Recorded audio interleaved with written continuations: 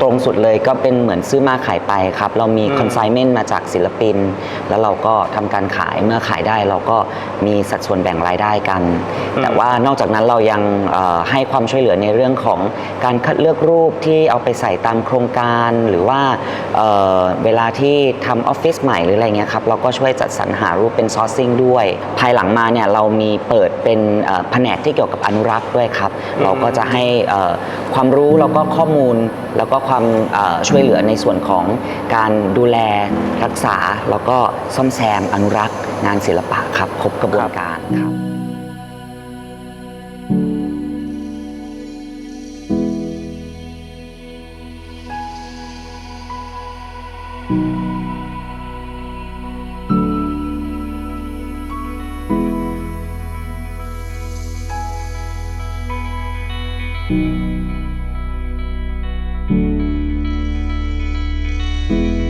ในยุคสมัยนี้ที่เป็น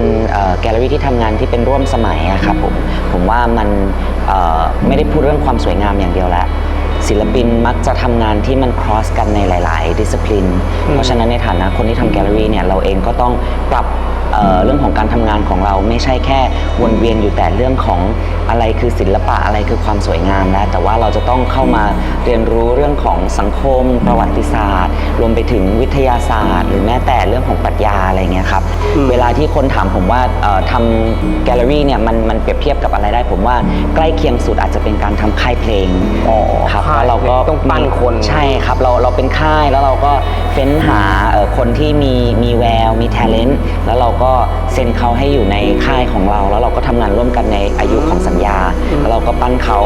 อาจจะเป็นเรื่องของการสร้างสรรค์ผลงานหรือว่าทำนิทรรศการมันก็คล้ายๆกับออกซิงเกิลใหม่ออกอัลบั้มอะไรเงี้ยคนก็จะจดจำเป็นชุดๆไปศิลปินเนี่ยเวลาที่เขาทำงานแต่ละชุดเขาก็อาจจะไม่ได้ทำต่อเนื่องหรือว่าอาจจะมีช่วงที่เขามีครีเอทีฟบล็อกหรือว่าคิดงานไม่ออกแล้วมันก็อาจจะหายไปทำให้การผลิตงานไม่ต่อเนื่องที่จะดึงความสนใจของนักสะสมได้อะไรเงี้ยก็เป็นความท้าทายก็มีคอลเลกเตอร์เกิดใหม่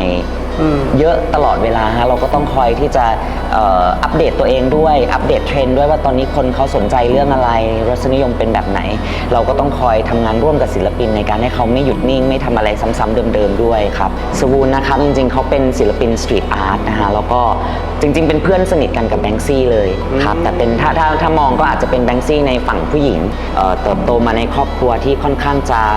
ไม่ได้อบอุ่นเท่าไหร่คุณพ่อกับคุณแม่เนี่ยก็เสพยาเสพติดทั้งคู่แล้วก็มีทั้งติดคุกด้วยแล้วก็เขาต้องใช้ชีวิตอยู่คนเดียวด้วยอะไรเงี้ยเพราะฉะนั้นงานของเขาเนี่ยมักจะพยายามที่จะทำลายระบบของการมองศิลปะว่าเป็นเรื่องของคนชนชั้นสูงเท่านั้นหรือเป็นเรื่องของศิลปะเป็นเรื่องของคนที่ต้องมีความรู้การศึกษาเท่านั้นเขาพยายามที่จะดึงศิลปะให้ออกมาสู่ชุมชนเขาก็เริ่มต้นจากการที่ทำงานศิลปะบนแผ่นกระดาษเราไปแปะตามที่ต่างๆจนกระทั่งโมมามาเห็นแล้วก็ได้สะสมงานของเขาไปรายได้ในหลายๆครั้งเนี่ยเขาก็เอาไปช่วยเหลือคนที่อาจจะผ่านการเสพติดมาหรือพยายามที่อยู่ในช่วงรีแฮบแล้วก็ในภายหลังที่เขาเริ่มมีชื่อเสียงเนี่ยเขาก็ไปซื้อโบสถ์เอาไว้ซึ่งโบสถ์เนี่ยเขาก็ปรับให้มันกลายเป็นพื้นที่ที่ช่วยเหมือนกับเวลาที่คนออกจากคุกมาแล้วก็กำลังจะกลับเข้าสู่สังคมเนี่ยเขาก็จะเข้ามาที่โครงการนี้เพื่อปรับเรื่องของmindset หรือว่าเรื่องของสภาพจิตใจก่อนที่จะกลับเข้าสู่กระบวนการกลับไปในสังคมอะไรอย่างเงี้ยครับก็ยังเป็นสตรีทอาร์ตที่ทำงานได้เส้นสายแบบสนุกสนานฉูดฉาดแล้วก็ใช้วัสดุที่หาได้ตามถนนหนทางทั่วไปชิ้นนี้เป็นไฮไลท์เลยนะคะเพราะว่าสวูนเนี่ยเคยมีโอกาสได้มาเมืองไทยครั้งหนึ่งแล้วก็ตอนนั้นเนี่ยเขาท่องเที่ยวไปเรื่อยๆแล้วก็ไปถึงระนองแล้วก็ได้รู้จักกับผู้หญิงคนนี้นะครับตัวซีรีส์ตัวผู้หญิงคนนี้ก็เลยชื่อว่า Girl from ระนองนะครับซึ่งจะเป็นโมทีฟที่โผล่ขึ้นมาในหลายๆงานของเขาสวูนเนี่ยจริงๆแล้วไม่ค่อยได้ใช้รูปที่เป็นบุคคลสักเท่าไหร่เขาจะมีอยู่ไม่กี่คนที่โผล่เข้ามาในงานเขาตลอดเวลาซึ่ง Girl from ระนองเนี่ยเป็นหนึ่งในคนไม่กี่คนที่โผล่มาในงานเขาอย่างประเทศไทยเนี่ยเขาก็มองว่ามันไม่เหมือนในต่างประเทศที่มันมีการ planning ที่ค่อนข้างจะเข้มงวดเพราะฉะนั้นเมือง ทุกอย่างเนี่ยมันถูกบังคับด้วยกรอบของรัฐบาลในระหว่างที่ประเทศไทยเนี่ยแน่นอนเรามีกฎหมายของเราแต่มันก็มีความยืดหยุ่นแล้วมันก็มีการสร้างที่มันไปตามพูดง่ายๆเหมือนกับตามใจฉันอะไรนิดหน่อยครับแต่ว่าเขามองว่ามันเป็นเสน่ห์ของประเทศไทยที่ทุกอย่างเนี่ยมันถูกสร้างขึ้นโดยคนที่อาศัยอยู่ค่อยๆสร้างและเมืองค่อยๆโตไปตามคนไม่ใช่คนโตตามเมืองอะไรอย่างเงี้ยฮะเส้นสายของสายเคเบิลที่มันอาจจะดูวุ่นวายมีเรื่องของบ้านที่มีตั้งแต่ไม้สังกะสีรวมไปถึงตึกสูงละฟ้านะครับแล้วก็เราก็ได้เห็นถึง texture ของไม้จากประตูที่หลากหลายที่ผ่านการใช้งานให้เห็นถึงการมีชีวิตของคนที่เป็นชุมชนที่เราอาจจะไม่ได้ค่อยเข้าไปถึงเท่าไหร่นะครับผมขายเป็นชิ้นใช่ไหมใช่ครับเราขายทั้งแผงเลยทั้งแผงนี้อย่างแผงนี้เท่าไหร่ครับชิ้นนี้น่าจะประมาณ 700,000นะครับ700,000นะครับหรือว่าจะมากน้อยกว่านั้นผมอาจจะต้องไปเช็คนะครับแต่หลักแสนขึ้นแน่นอนครับแน่นอนครับเพราะว่าสวูนนี่ในต่างประเทศนี่ก็ถือว่าเป็นศิลปินที่แสดงในมิวเซียมมานานมากแล้วฮะในอเมริกานี่เขาเข้าออกแทบจะทุกมิวเซียมแล้วครับ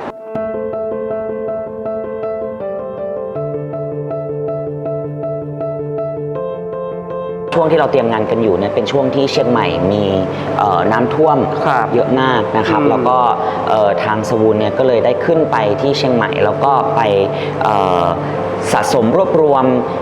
วัสดุที่อาจจะถูก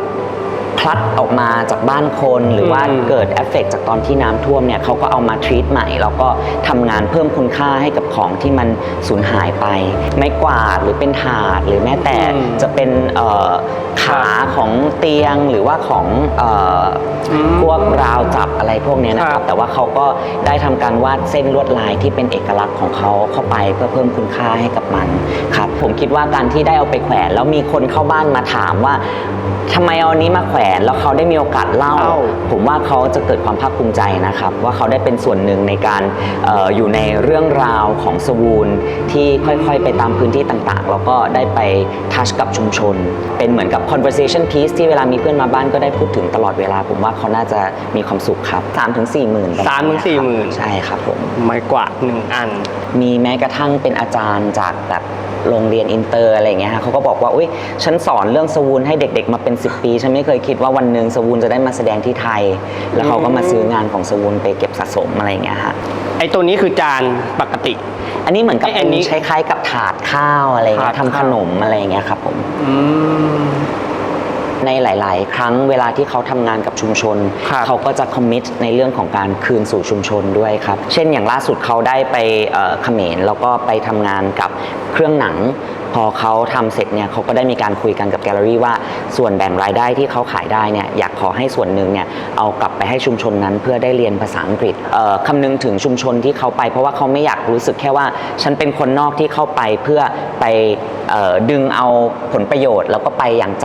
จากชุมชนนั้นเลยเขาอยากจะมีสัมพันธ์ต่อแล้วก็กลับมาเรื่อยๆอะไรอย่างเงี้ยครับผมแสดงว่าเวลาสมมติเขาตัดสินใจว่าจะมาประเทศไทยแล้วจะมาแสดงงานที่เนี่ยครับเขาต้องสร้างผลงานขึ้นมาใหม่ไหมเขาต้องมารีเสิร์ชอะไรเกี่ยวกับความเป็นไทยโดยส่วนใหญ่เรามักจะขอให้ศิลปินทำแบบนั้นครับมีบางศิลปินในบางแกลเลอรี่ที่ก็ยกมาทั้งซีรีส์เลยแล้วก็มาแสดงก็มีครับอย่างในซีรีส์ตรงนี้เนี่ยเป็นภาพพิมพ์ซึ่งก็ได้ร่วมทำกับสตูดิโอ Hello Print Friends ที่อยู่ที่เชียงใหม่เหมือนกันนะครับแล้วก็ลวดลายเนี่ยแน่นอนว่ามันยังมีลายเส้นที่เป็นเอกลักษณ์ของสวูนนะฮะแต่ว่าเราก็จะเห็นว่าเขาจะมีเทคนิคที่เป็นเหมือนการปิดทองที่เป็นเทคนิคแบบไทยเข้าไปด้วยเนี่ยถ้าดูบางจุดเนี่ยฮะจะเห็นจะมีทองที่เหมือนเวลาเราปิดทองในวัดเวลาเราไปทำบุญอย่างเงี้ยครับเขาก็นำเอาบางส่วนมาใช้เพื่อให้มันเป็น reference ถึงประเทศไทยด้วยครับ 40,000 ครับตัวนี้ชิ้นละ 40,000 ชิ้นละ 40,000 ครับแอนิเมชันตัวนี้นะครับเพิ่งจะแสดงที่มิวเซียม Albright Knox Gallery ที่อเมริกาจบจากที่มิวเซียมที่นั่นก็ได้มาแสดงที่แกลเลอรี่เราต่อเลยคุณภาพระดับมิวเซียมในอเมริกาเลยฮะสวูนเนี่ยไม่ยึดติดอยู่กับวิธีการทำงานแบบใดแบบหนึ่งเราจะเห็นความหลากหลายของเขาไม่ว่าจะเป็นการเพ้นท์บนกระดาษเพ้นท์บนพับพิมพ์หรือว่าจะเป็นในส่วนของวัตถุที่หาได้ในครั้งนี้เราก็ได้เห็นว่าสวูนได้มีการเริ่มทำงานที่เป็นแอนิเมชันเข้ามาเกี่ยวด้วยก็จะเป็น stop motion นะครับแล้วก็พูดถึงวัฏจักรชีวิตของจักรจั่น โดยที่เขาเปรียบจักรจั่นเนี่ยเป็นเหมือนกับกระบวนการในการเยียวยาจิตใจของเราเอง ก็จะมีช่วงเวลาที่มันต้องหลับไหลเพื่อที่จะค่อยๆตื่นกลับมาในร่างกายที่สมบูรณ์ขึ้น คนเราอาจจะเจอความเจ็บปวดหรือว่าอาจจะผ่านพ้นในช่วงเวลาที่เลวร้ายมาแล้วอาจจะต้องไปพึ่งยาเสพติดอะไรก็ตามแต่ในกระบวนการที่เขาจะค่อยๆเยียวยาตัวเองก่อนที่จะกลับเข้าสู่สังคมเนี่ยเปรียบตัวเองเหมือนกับจักรจั่นที่ต้องมีเวลาพักแล้วก็อยู่กับตัวเองก่อนที่จะสยายปีกอีกรอบแล้วก็มีชีวิตใหม่ขึ้นมาอะไรแบบนี้ครับก็เป็นงานที่มีความหมายดีมากๆแล้วก็เป็นงานที่เรียกว่าสเกลใหญ่แล้วก็อยู่ในเลเวลแบบมิวเซียมแล้วก็เป็นงานที่น่าสะสมมากครับ เขาจะได้อะไรกลับไปแอนิเมชัน ใช่ครับได้ไฟล์วิดีโอครับแล้วก็ เป็นไฟล์วิดีโอ เองใช่ครับ 570,000 ครับ โอ้โห จะไม่ใช่เป็นของสะสมของคนรวย แต่ว่าเป็นของสะสมของคนช่างสงสัย คุณช่างสงสัยยังไงครับ สงสัยในกระบวนการของโลกเราสงสัยในเรื่องของสังคม สงสัยในเรื่องของประวัติศาสตร์ ความสงสัยเหล่านี้มันพาให้เขาค่อยๆคุยแคะจนมาเจอกับศิลปินที่อาจจะวิจัยแล้วก็บอกเล่าในเรื่องราวที่เขาสนใจแล้วก็นำความสงสัยนั้นกลับบ้านไปอะไรอย่างเงี้ยครับศิลปะเนี่ยในยุคหลังๆเนี่ยหลายๆองค์กรก็เริ่มนำมาใช้ในการสื่อสารขององค์กรด้วยนะครับเพราะว่าตัวศิลปะเนี่ยมันสามารถบอกเล่าเรื่องราวได้มากกว่าแค่คำพูดไม่กี่คำอะไรอย่างเงี้ยครับเราสามารถที่จะใช้ศิลปะเนี่ยในการเล่าไปถึงที่มาที่ไปแนวคิดแล้วก็ตัวตนขององค์กรได้จริงๆที่ผ่านมาเนี่ยก็มีหลากหลายแบรนด์ที่ให้เราช่วยเป็นที่ปรึกษาให้ในการนำศิลปะให้เข้ามามีส่วนหนึ่งของแบรนด์ฮะแล้วก็ศิลปินเราหลายคนก็ร่วมทำงานกับแบรนด์ consumer product นี่แหละฮะในการที่ขยับขยาย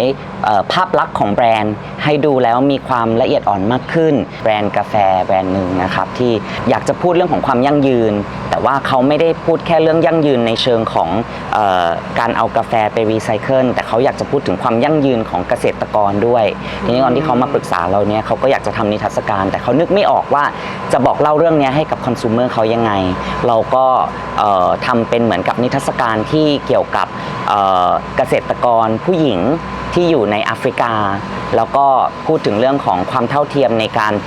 ให้ทั้งชายและหญิงมีบทบาทในการปลูกเมล็ดกาแฟอะไรเงี้ยนะครับศิลปะเนี่ยผมว่ามันจริงๆแล้วมันอยู่ในทุกอนูมิติของการใช้ชีวิตของเราอยู่แล้วครับเพียงแต่ว่าศิลปินเนี่ยเวลาเขาถ่ายทอดเรื่องราวออกมาก็เหมือนเป็นการนำแว่นขยายมาส่องให้เรื่องราวนั้นๆมันชัดเจนมากขึ้นแล้วก็ตีความในมุมมองที่คนทั่วไปอาจจะไม่ได้เห็นแบบนั้นอะไรเงี้ยครับเพราะฉะนั้นมันก็ทำให้คุณค่าของสิ่งนั้นๆที่เราพยายามจะโปรโมทเนี่ยมันถูก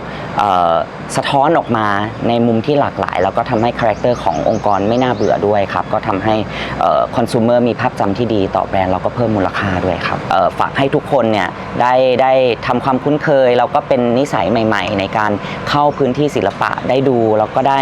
พูดถึงมันทางโซเชียลมีเดียหรือพูดโดยตรงกับคนที่ทำงานเหล่านี้มันจะเป็นเหมือนกับแรงบันดาลใจ